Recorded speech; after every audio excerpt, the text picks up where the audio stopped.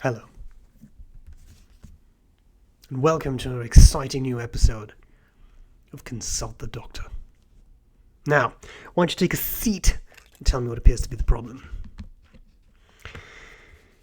I'm going to answer 4 questions which I received, otherwise I wouldn't be able to answer them. Waste of time.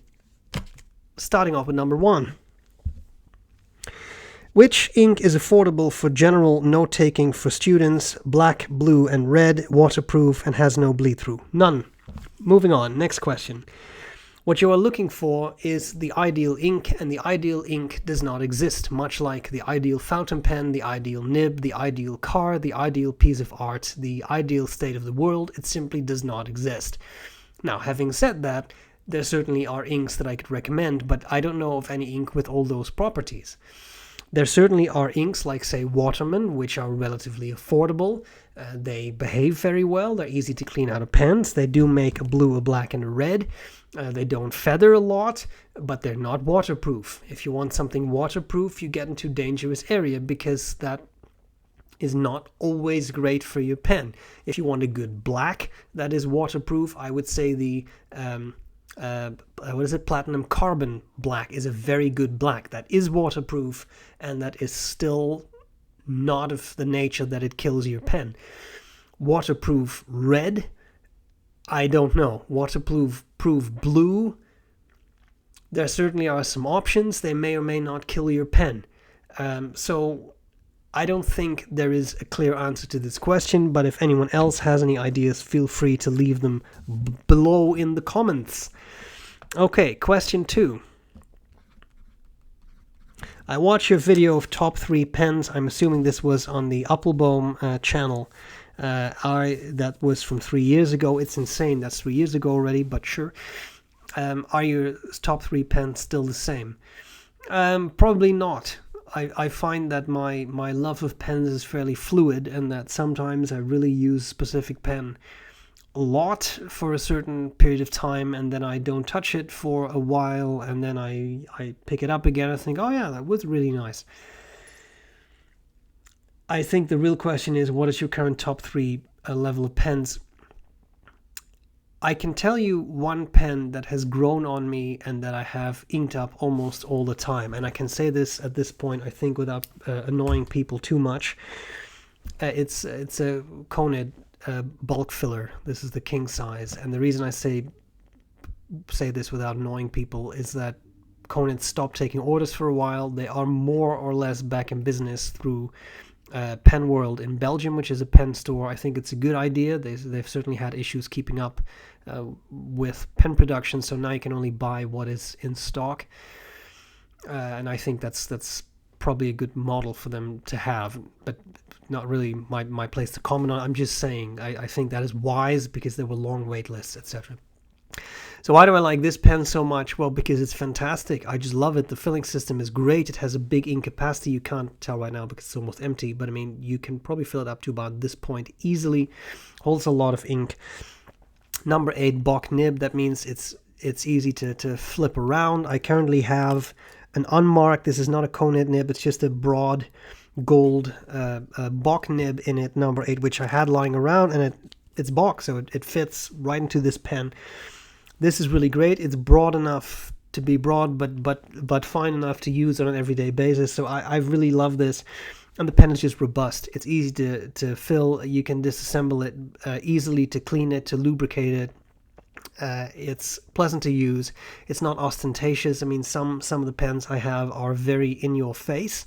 And this is neutral enough to use at work without people being like, oh, what's that? Oh, that's so fancy. Which can be fun, but sometimes you don't want to have the whole discussion. So I found that the Conid, it's reliable, it doesn't skip, it doesn't hard start. It does everything I want. So I don't want to say this is my number 1 pen, but this is certainly a pen that I have inked up almost all the time, and that's really cool. Beyond that, there are other pens that I use and that switch around more. So I'm recording this in October 2022. It's probably not going to go up for quite a while, but at the end of the year there will be my greatest of all time pen video again, which I'm already thinking about, because that's, I know people anticipate that. It takes me a lot of effort to make those videos. A lot of thinking goes into that. So stay tuned. Or maybe it's by the time this video is out, the goat video may already be out, which is weird because when I was recording this, the goat didn't exist yet. I know. Okay, next question. What would you say to someone, in the case of the person asking it was a sister, who says you only need one pen, you can only use one at any given point in time, you should sell some of your pens? What I would tell that person is, why don't you mind your own goddamn business? Next question. No. But it's true. Look, I think it's actually a very wise statement, and it's absolutely true. You only need one pen. We like to have multiple pens, and we like to maybe collect pens or accumulate pens. In my mind, that's still not the same thing. I have a number of pens, and I'm happy with them, and I use them all, and they all serve different purposes. This is a very attractive, to me, classic pens LB5. I love it. It has a cross point nib, which is incredibly broad, and that makes it not necessarily super easy to use for everyday writing. Okay, but I still love the pen. It's gorgeous, and sometimes I want something super bold, and then I use that. And there are other pens that I use in different situations. This is the opposite. This is a cross Peerless Darth Vader, which has a medium nib, writes like a Western fine. So that's the exact opposite of that. Very useful for work. It doesn't attract too much attention, and it's nice. You can fill out forms with it, etc. So different pens serve different functions, different purposes. The reality is you only need one. You really only need one pen, and then you use that. You can't use two at the same time unless you can do the fancy stuff that some master calligraphers from back in the day could do with writing two hands at the same time. That's fantastic, but most of us can't, so it really doesn't matter. Now, I think this is the same thing as if you collect stamps. Why do you need multiple stamps? Well, because you're collecting that. It goes, this applies to anything that people collect, right? Why do you need more than one of these? Well, because I'm trying to collect those things. I certainly don't collect pens, but I accumulate them and I use them, and that's it. So I think the best argument is the one that I heard from a concierge at it was then a Sheraton 2012, Washington, D.C., the D.C. Pen Super Show. I walked in with Eric, by the way. This concierge was obviously having, let's say, an exchange of words, but I think it was very close to a fight with a couple that I don't know why. Maybe he advised them something, a restaurant they didn't like, whatever. I wasn't privy to that. It was a tense situation. We walked in, and this gentleman told this couple, you know what? You're absolutely right. Have a nice day. And then he walked off, and that's the correct answer to this question. You know what? You're absolutely right. Have a nice day. You are right. I only need one pen, but I have more than one. So that's what I have for you, right? I think that's the best way. I hope my answer has made sense, because, of course, we like to have more than one pen, because we're pen people. We could also be soccer people, or baseball card people, or stamp people, or knife people, or watch people, or anything else you can collect, and I would have more than one of those. I have a few watches. I don't like to get into watches. I have a few watches, and I switch them around. Realistically, I only need one. I'm not a watch guy. I'm really not. But yeah, you switch them around. Same thing with pens. No issue. Carry on. Final question. This is a more personal one. I thought a very kind one. I have watched you since you've had fewer than 20 videos up. That means you've been watching my channel for a very long time, and for this, and I'm dead serious, I am genuinely appreciative. I really value and appreciate people who've been watching my channel, who've been with me and my whole development for such a long time. And it's always wonderful to hear from those people. I appreciate all my viewers, because without it, there would be no point in making my videos. But people who've watched me for that long and who have continue to watch my work, it's special. because that means you've been watching me for over a decade now. And it's a great honor. So I really appreciate that. But that was not the question. In that period, I'm paraphrasing a little bit, but I have seen YouTubers and fountain pen reviewers on YouTube come and go. How have you stayed motivated over such a long period of time? Have you wanted to take a break or ever got bored of pens? So this is very personal, and some people at this point will switch off the video. I understand, because now I'm just going to rant about personal things and not really talk that much about pens anymore, and that's perfectly understandable and perfectly acceptable. Bye. Okay, now that they are gone, so yes, I have been doing this for a long time. First video went up January 2011, pen video. So it's over a decade now. And that's a very long time to do anything. And the question of what has kept me motivated is a good one, and one that I think deserves a well thought out and somewhat multifaceted answer. First of all, the one thing that has kept me incredibly motivated in reviewing fountain pens on YouTube is that of the women. Honestly, I walk out the front door in the morning, hordes of women, all screaming, all shouting, throwing lingerie at me. That is an incredibly motivating and obviously fully nonsensical thing. This does not happen, okay? I make a joke. No, you don't really... No, I shouldn't say that. I did not start this whole endeavor for the status of it, and there is a little bit of status that comes with it. I say this with reservation because obviously you only really have that status in a very small niche world, right? Having said that, I have been out in public and have been recognized by people. Obviously they are pen people, but I have been in malls, for example, at once in a supermarket where someone recognized me. So there is that status or fame. I really put that in quotes, but that is there. That's not the reason I wanted to do this. I'm not quite sure why I wanted to do this. I've told this story many times. I don't want to bore you, so I'll be brief. My first video was on a Visconti traveling inkwell, and I reviewed it because I asked Brian Goulet if he'd ever seen one, and he said, not really. So I said I could do a video. He said, yeah, do that. So if you hate me, take it out on Brian Goulet. He's the one who made me record videos. Then why you're watching this is a good question. But anyway, and then it stuck, and I kept doing it. And there certainly have been times where I've been less motivated. And it's hard sometimes. I also don't want to turn this into complaining or negativity, but sometimes dealing with specific YouTube comments can be quite a lot. Not everyone is nice. You are nice. A lot of people are nice. Most people in the pen world are nice and leave me very nice and kind comments. But there also are people who do not. And that's hard.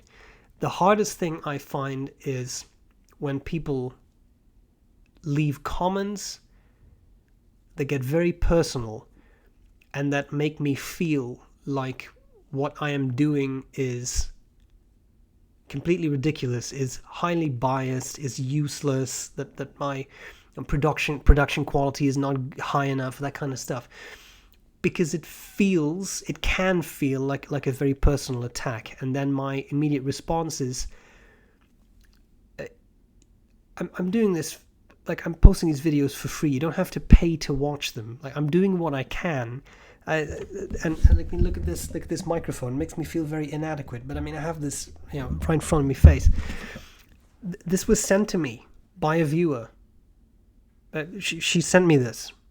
She retired, no longer used it. Send it so I can improve the audio quality of my videos. How kind is that, right? And then I have people like that, but then I also have people who incessantly complain about the audio is not good enough, the video is not good enough, this, that, and the other. That can be hard when you invest a lot of time, because I do. I invest a lot of time in my videos. I know the production quality could be higher. You have this background, you don't have great lighting. Yeah, I know that, but I'm trying to do what I can. So it can feel, I'm just going to use the term, it can feel ungrateful when people then complain a lot about the free videos that I put out and everything that's wrong with them. It doesn't happen a lot, but when it does happen, it can be hard. And I'm just sort of bearing my soul. I don't want to make this too long of a monologue, but you know that when I say that 20 minutes will follow, that is hard. That can be hard. Things can happen in life. Sometimes you go through a harder patch in life. It can be hard to be motivated to do anything that's not required, like your work, for example. And yes, there have been times when the things happen in life and it made it harder for me to do the videos. I try not to show it too much, but yeah, of course, I go through things in life as well, just like everybody else does. So there are those periods. But even in light of these things, which I really want to emphasize, again, by far, most of the comments I get are very positive, are very kind. The emails I get are very kind, very positive, very kind and loving, very, very sweet. So that makes it easier to continue. And when I think of people like the person who asked this question, who've clearly been watching my stuff for a long time, that makes me want to continue. Now, having said that, there is certainly some monetary gain. There is a little bit of money that I get, but that's really not the main reason for me to do this. I do have patrons for which I'm very grateful. So you can check out patreon.com. You can support my videos financially. I'm very grateful for those people because they say, okay, I want to go above just watching and liking the videos. I'll give you a bit of money for what you produce. That's fantastic. It helps. It allows me to purchase pens sometimes. It allows me to do like different things, right? Sometimes I've at some point used an external microphone. I'm sorry to wave this around. It's an external microphone. People have given me some money all the time, and that is very welcome. Make no mistakes about YouTube. I have over 59,000 subscribers at this point in time, and what I get from YouTube ads is a pittance. It's really not much. I could maximize that a bit more by having ads in the middle of my videos, but I don't want to do that because it disrupts the video, and I hate it when I watch a YouTube video and there's ads in the middle. What other reviewers do, I don't care about. That's their business. I don't want to do that. So that means that I don't get as much as I could get out of those videos. But again, this is not my main source of income. It's just a little bit extra that I get out of that. But it's not much. But it's nice. I mean, it's nice to get something back. So, first of all, the patrons, and then this kind of a little bit of YouTube ad income. It's just nice, and it helps me to keep going.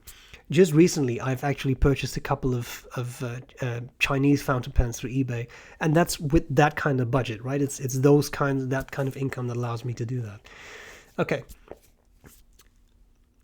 I'll conclude that part of the question because I can go on forever, but these are the kinds of things that keep me going. It's the warm responses, it's the kindness that outweighs everything else.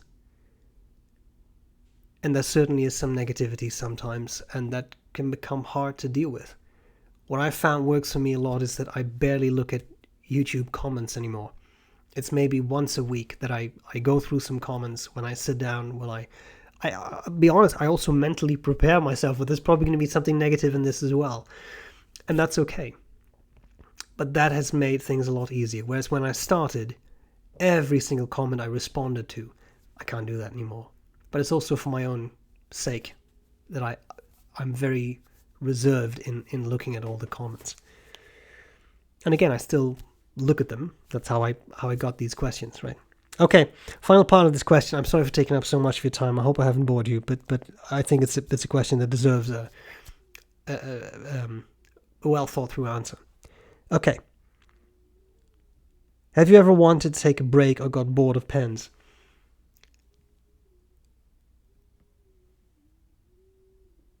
Sounds like someone is singing. That's weird. Taking a break of fountain pens, not so much. Of the videos, I've sometimes considered it, but it's never happened. And so that's one of the reasons that doesn't happen is that I try to have a lot of videos scheduled. I'm recording this October 2022, and I currently have videos scheduled until halfway January 2023. It's not always that big a sort of advance on videos, but I try to keep it that way, because that means that if I do feel a little burned out or don't feel like doing anything with pens for a weekend, because my weekends are my recording time, then I don't have to, because I have stuff scheduled ahead. There certainly have been times that my interest in pens has waxed and waned a little bit. I find that currently I am keeping pens interesting in a very simple way. I'm switching nibs on pens. A simple example, I have here Classic Pens LB6. It came with a medium nib that really writes like a fine. And it's a nice nib. Mike Masayama tuned it, and Wacko Jacko, the Miracle of Calgary, tuned it some more to make it a little wetter. It's a nice nib, but it's really pretty fine. And then at some point I realized, wait a minute, I also have a double broad Konit nib, number 8 Bock, so easy to switch out. Why don't I put that in? I did. Added a whole new dimension to the pen. And I find that I'm doing that quite a bit. I am not really buying more pens so much, but I'm optimizing what I have by putting on a nib that makes that pen more enjoyable to me. And I happen to have, I had a couple of nibs lying around for that purpose, for example. Same thing with this Konit that had that double broad nib, and I was a little sick of that. I put on a fine nib for a while that a very kind viewer sent me, which is really nice. And now I have this broad nib on it. It's just a stock Bock nib without any branding on it beyond Bock. Now I like that Konit because because that has been a very good nib for me for work. Not too broad, not too fine. So that kind of stuff keeps pens interesting for me. So I never really got fully bored of pens because I really use my pens. There certainly have been periods where I was a little less excited about pens. And right now I find myself in a situation where I am actually quite excited about pens again, because I'm flipping around nibs and because I'm having a lot of fun with that. So that to me matters a lot too.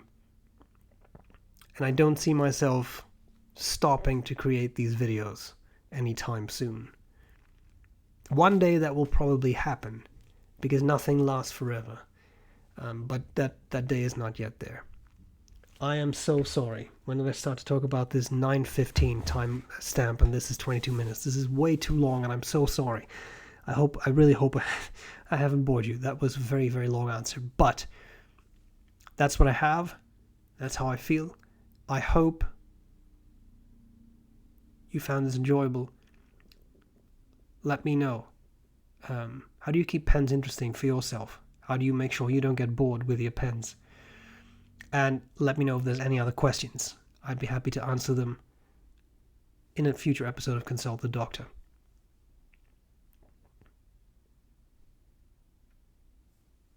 What a while. Over 10 years. It's insane. Anyway, on to the next 10 years. Tally-ho. I'll see you soon. Bye.